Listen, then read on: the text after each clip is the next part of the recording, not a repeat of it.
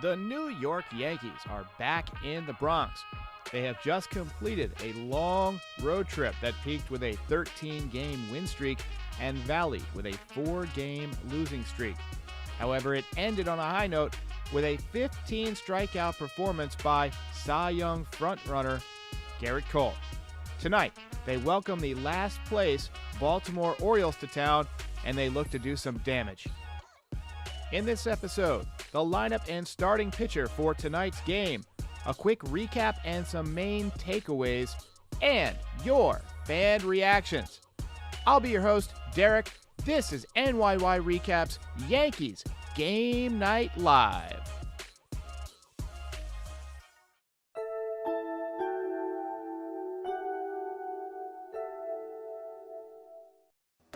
It's Labor Day in the Bronx on Labor Day weekend.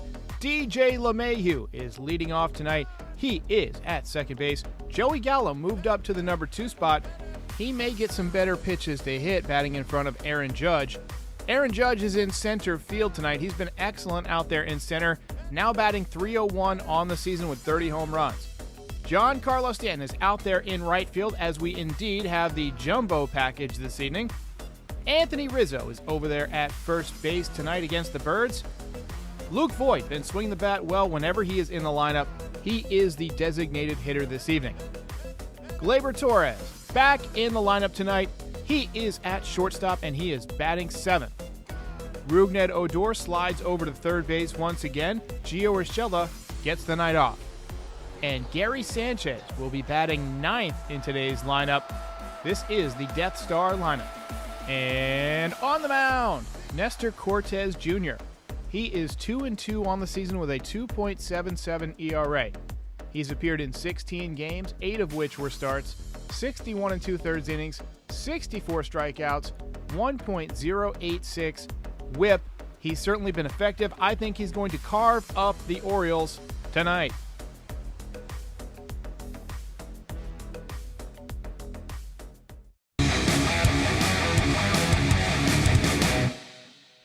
Well, how's it going, everybody? Yankees kick off Labor Day weekend in the Bronx tonight and in style. Way too close for comfort against a bad Orioles team, but a win is a win is a win. Shout out to everybody in the chat.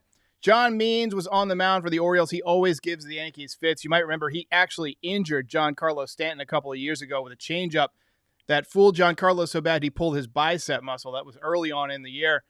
Gleyber Torres returned to the lineup tonight. He took the collar.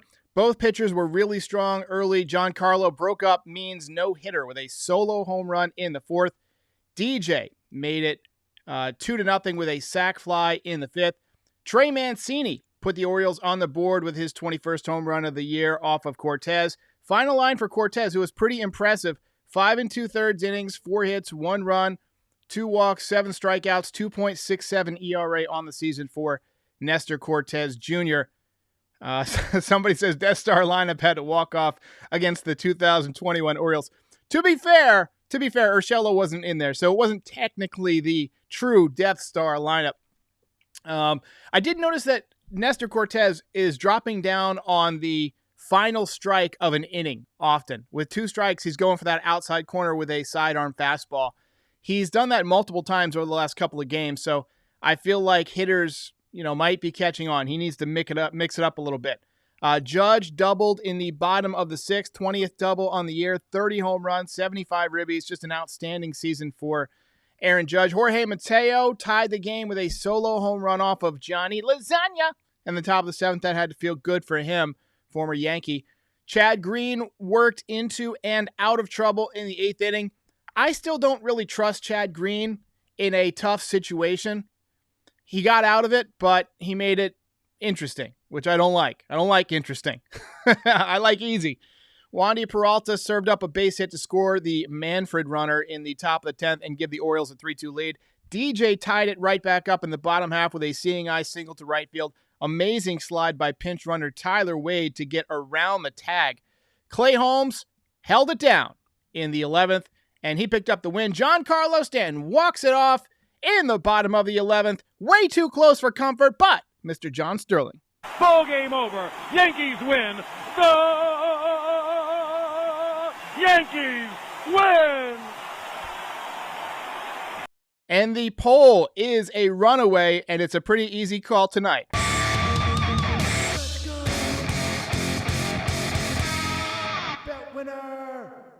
Giancarlo Stanton picks up a belt, little digital hardware for Giancarlo Stanton. All right, guys, let's get to your reactions. I want to see what you guys have to say here. Nicholas LeBron says Gallo down to 199. There was an interesting tweet. I don't have it in front of me. It was by Brian Hoke where he gave the stats for Gallo as a Yankee. I think it was 15 for 112. That's pretty bad. You got, or maybe it was 12 for 115, something along those lines. Either way, not very good. Just a rough start in pinstripes for Joey Gallo. He does have 5 home runs with the Yankees, but it's not been pretty for him. Ethan says he would rather have Tyler Wade in left right now over Gallo. He's been terrible. At least he's played good defense, right? I mean, Gallo actually looks really good on defense to me, but offensively he's just lost. But, we won. Let's not spend the whole night, just tearing somebody down. Let's talk about the positives. Giancarlo Stanton remains hot. He's been red hot. Since he became an outfielder, he's been red hot. He's been unbelievable. Big home run tonight. And we've got a super chat. Juan Santiago, big fan, says, Giancarlo, non si può stopparlo. That's a great home run call by John Sterling. Excellent. John Sterling, by the way, in case you missed it, he had some issues. The weather was so bad the other night that his car got flooded, and he had to be saved by the Spanish Yankees play-by-play announcer, Ricky Ricardo.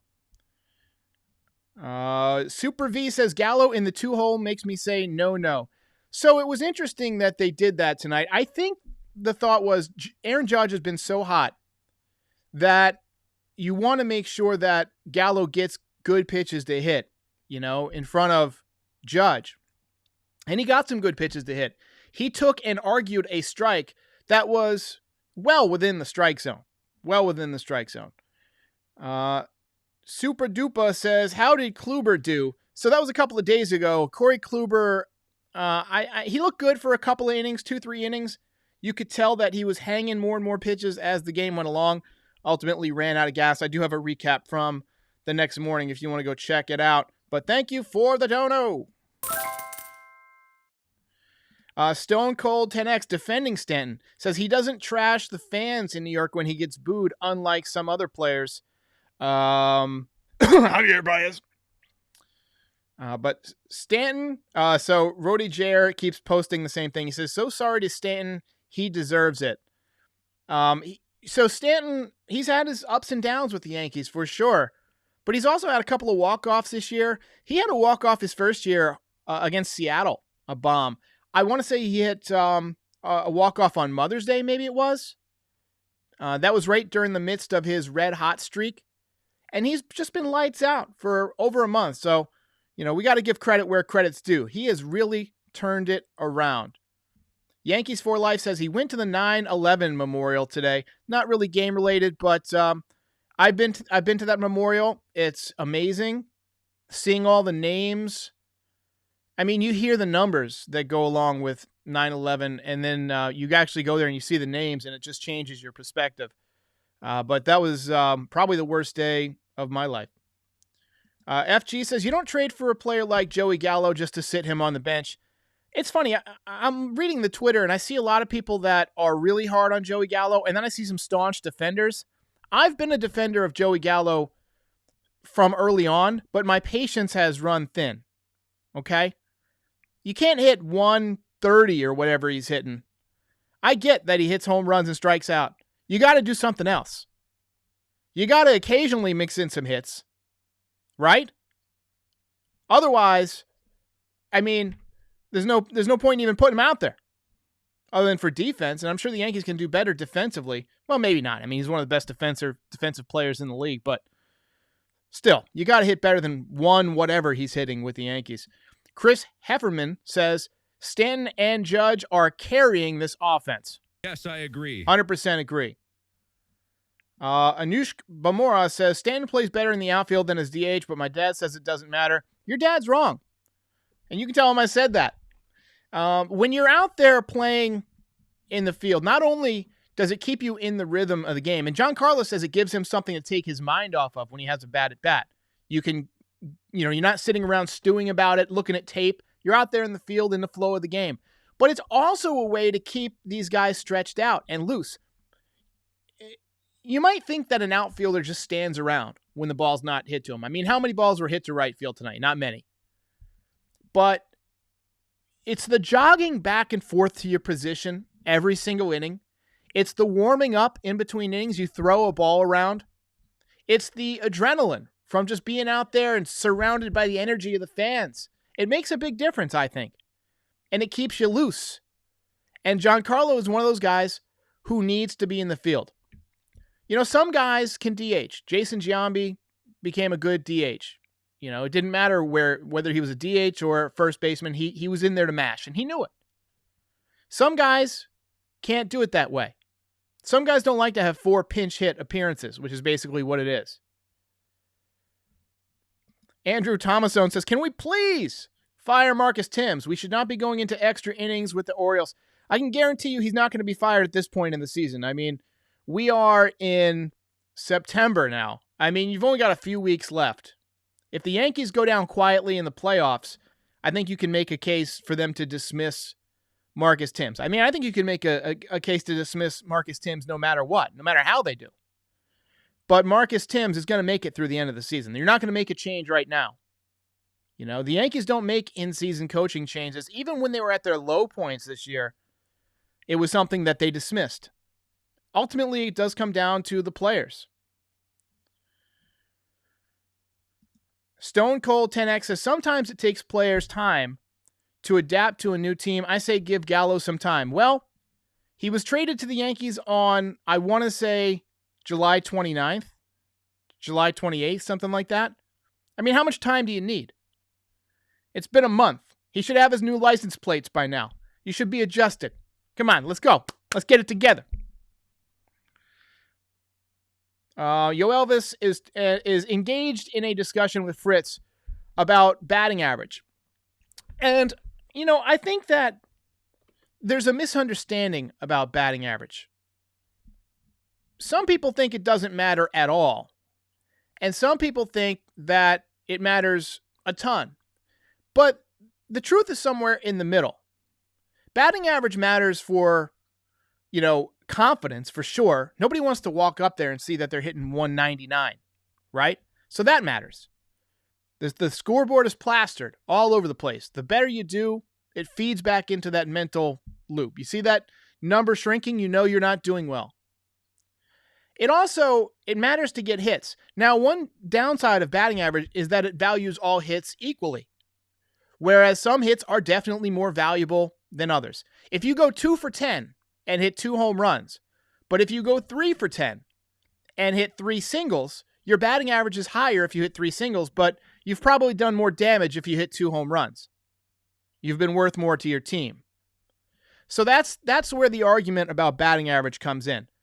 I think it's not a super important factor, but it is important. I want to see guys who get hits. I think hits are more important than walks. I've always felt that way because they move runners. And I've said this in multiple podcasts this year. If you're pitching and you walk somebody, as a pitcher, you feel like you messed up. You feel like you can come back and attack the next hitter and make a correction.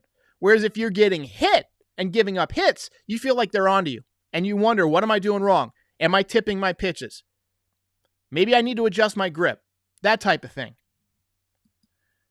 Board Rican Veteran says, came in late, but what a nail biter. I agree.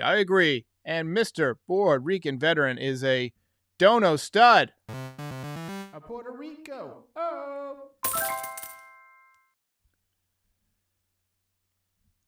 THG says, batting average for me matters when you're in the 220s or lower. Yeah, I would say, for me, the cutoff to where I don't want to see somebody hitting, less than 230. If somebody hits 230 and has lots of power, I can live with that. That's why I don't generally chew out Gary Sanchez when he's, having a normal Gary Sanchez season. He's about a 230, 240 hitter with power. I had a problem with him hitting 180, which he's done basically a couple of times. But Gallo right now is hitting under 150. I think he's hitting like 130 something. And that's just not good enough. That's just not going to get it done. By the way, how you guys liking the updated? I change my template, probably once a month to mix it up. But I think I found a keeper. This one kind of mirrors the Yankees game day template that I use, and I made a way to produce this really quickly. So I think I'm going to stick with this one for the foreseeable future. I've been searching for something that's easy to edit, but also looks cool and also includes highlights, but doesn't involve me, making 3 or 4 different videos every night. This is basically one solid video with my face on top of it. So I feel like it's, I think it looks pretty good. Appreciate that. Shub says it looks cool. Sean Browning says he heard that Heel, the real deal Heel, is coming up tomorrow or soon. I hope so. I don't think he's going to pitch tomorrow unless somebody got hurt. Anthony Fernandez says Stanton is consistently 270 plus. What is Stanton's average this year? Let's pull it up real quick. Giancarlo is hitting 273, and he's got the high OPS too, 868. Aaron Judge is sitting right at 300 right now. DJ's down to 267. Gallo's at 199. Rizzo, 249. So I can live with 249 from Rizzo because he has good at-bats and he gets big hits. Voit, 257. I can live with 257 from Voit because he does damage.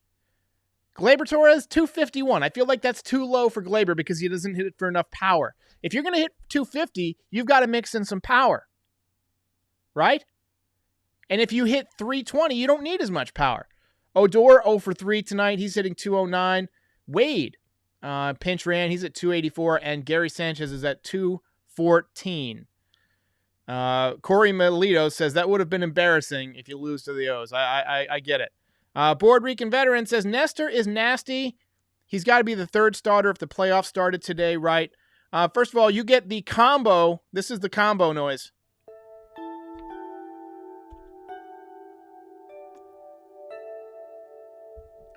So, I think right now, if the playoffs started, they would probably go with Nestor as number 2 because he's pitching the best right now after Garrett Cole. Now, a few weeks ago, I would have said for sure Jameson Taillon. But there's just too many unknowns in a month left of baseball. You don't know who's going to get hurt. You don't know who's going to get hot. I still think that Corey Kluber has a chance to round into form and do much better. Fritz Walter says Gleyber is swinging too much for the fences. I noticed that again tonight, too. We've talked about this multiple times. You can tell when he swings for the fences because his momentum, it drives through his hips on his front side, and then he falls back across home plate, like towards the Yankees dugout, towards the first base dugout. And it's easy to see when he fouls it off. Not everybody does that on foul balls. Some guys are very balanced. But everybody has their things. I mean, Giancarlo, he'll have really bad swings sometimes, but then he puts it together and demolishes baseballs. Aaron Judge will have weeks where he's swinging at sliders in the dirt. But I'm concerned about Gleyber Torres' approach because it's lasted all season. The man swings too hard. Maybe he needs to go to a lighter bat. If he's swinging that hard and he's not getting it around, maybe he needs to go to a lighter bat. It is what it is. Stone Cold says the bullpen scares me come playoff time. You're not wrong. You're not wrong.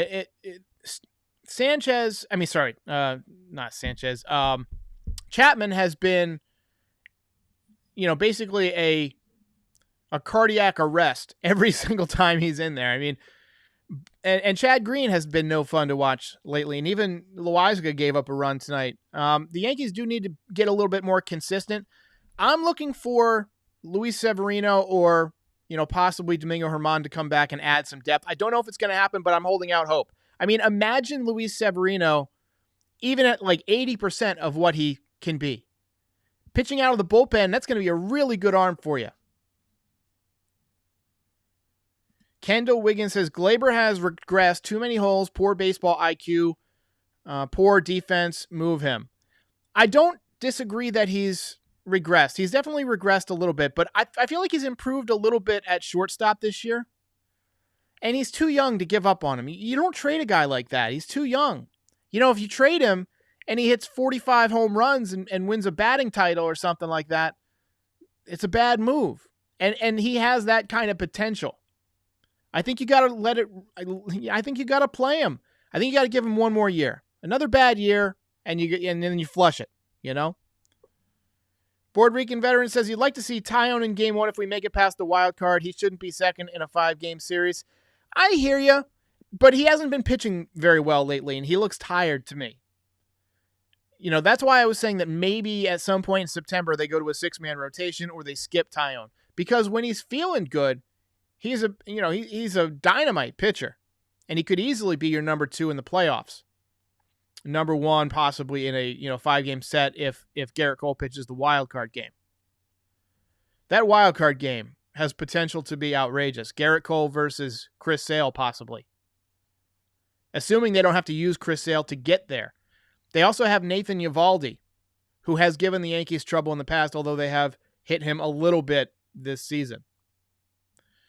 Sean Browning says, Chappie looks better with the set position tweak that Blake and Harkey made for him. I'm glad you brought that up. That's an excellent point. What it looks like to me is that he's starting higher so that he can get his arm into a more consistent slot.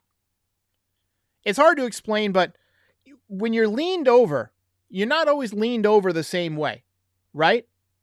But if you're standing up, you're pretty much, when you stand in a certain way.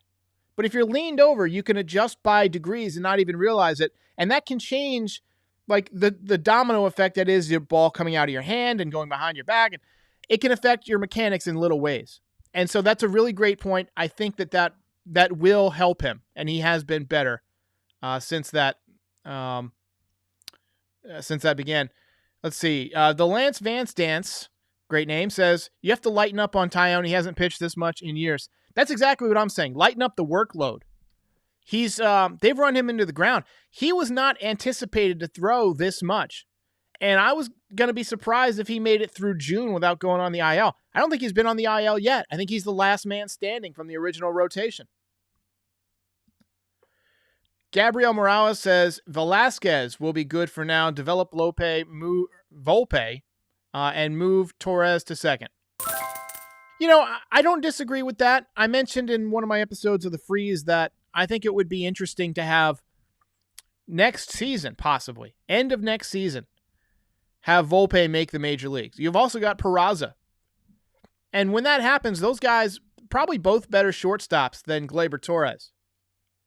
I think that, it's going to create a chain of moves this winter. The Yankees decide what they do with shortstop.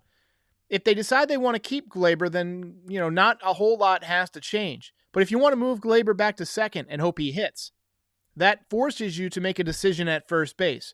Do you keep Luke Voit and play him at first and hope you get a full season out of him, even though he hasn't given you a full season?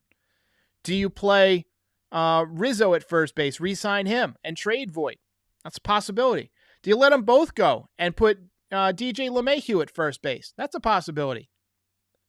There's a lot of things the Yankees could do. It's going to be an interesting offseason.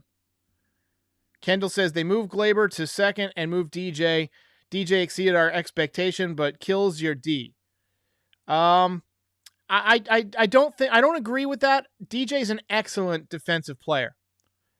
Sign Rizzo, trade Voit. If you sold on DJ, move Gio. Look, the Yankees aren't going to trade everybody. They're not going to reinvent the entire roster. They're going to make a decision who they want for shortstop, because shortstop's pretty much the most important position on the field other than starting pitcher and possibly catcher. But I would say shortstop. And they have to decide if Gleyber's their long-term shortstop. They're going to have to look at the analytics. They're going to have to look at the player, the psychology, the approach, the coaching. They're going to have to decide what their investment is going to be in shortstop next year. I mean, there's a lot of good guys available. I don't ever want to see Correa as a Yankee, but I think he would crush it. Seager, possibly. I could see that happening. But I would rather just develop Volpe for your shortstop, or develop Peraza for shortstop and Volpe for third base, and move Glaber over to second, and then maybe have DJ LeMahieu as your roving infielder, your super utility guy who plays first base one day, second base another day, third base another day, rotates around like he was originally supposed to. And he makes $15 million now, which is, not outrageous for that type of role. And he's a clubhouse leader. He's a good guy. So it makes sense to keep him around for sure. But I do think the Yankees recognize this year that they don't have enough left-handed hitting. They went out and got Odor. I think Odor's probably going to stick around as they bat off the bench. He's only 27 years old. He was the youngest player in the major leagues at one point. I think he was 20 years old. So he's got, some years ahead of him where he can still get better. Think of how much better Didi got when he came to the Yankees. We saw that same sort of arc from Odor for a little while. And then when he got moved over to third base to fill in for Urshela, and he had to pour himself into defense on third, it kind of took away a lot from his offense, I think. I am 11111 says Cole de facto Cy Young. I don't know what you mean by de facto. He's got a chance to win the Cy Young. Robbie Ray has a higher WAR right now, but Garrett Cole has more wins. And we know that voters don't always count wins anymore, but Cole has 14. I think Ray has 10. I think Garrett Cole has a lower ERA. It's close. It's like one of them is like 2.71 and the other's like 2.73. I looked at the numbers this morning when I was having my coffee, but I may have transposed them in my head. Robbie Ray might be slightly lower. So it's probably going to come down to those two guys. Lance Lynn has been really, really good too. He was hurt by that performance on the Field of Dreams game. Chris Hefferman says, skip Tyone's next start, bring in Luis Gil. 100% agree. I wholeheartedly agree. THG says, keep in mind that we are also to sign the projected Jason Dominguez of this international free agent class, a shortstop. And they also have Trey Sweeney, who was drafted as a shortstop, their first overall pick this year. The guy that THG is referencing is named, I think, Roderick Arias, something like that. I don't know much about him. I haven't seen any footage of him. I've only read articles. But it's interesting that they're just throwing their full, $5 million pool at the top guy each year. That's an interesting strategy, because you got to figure if you do that every year, eventually somebody's going to hit. The number one prospect's going to be a hit, rather than throwing at a couple of mid-level guys and hoping that one of them develops. Just go get the best guy each year. Gabriel Morales says, a dream playoff rotation of Cole, Tyone, Cortez, Gil, and Kluber sounds nice. Hey, where's my man Jordan Montgomery? Jordan Montgomery deserves some love. Jordan Montgomery's, I think, got a 3.52 ERA. People need to start respecting the name Jordan Montgomery. I know he doesn't have a lot of wins. That man could be your number 2 in the playoffs. I really think so. He's a solid pitcher, right? He pitches to soft contact. So, Shane Johnson says, F the wild card, going for the division. That sounds like a great way to end it. Yankees win this one 4-3. I thank everybody for joining. Have a wonderful Labor Day weekend. I'll be back with recaps on Saturday, Sunday, and Monday. One more time from Mr. John Sterling. Ball game over. Yankees win. The Yankees win. See you guys later. Special shout out to the Patreon supporters and anyone else who has supported this channel. If you enjoyed this video, give it the old thumbs up and subscribe for more Yankees content year-round. If you really enjoyed it, check out the Frieze. It's the official podcast of this channel. Or pick up some swag from the Teespring store, link in the description. Thanks for watching.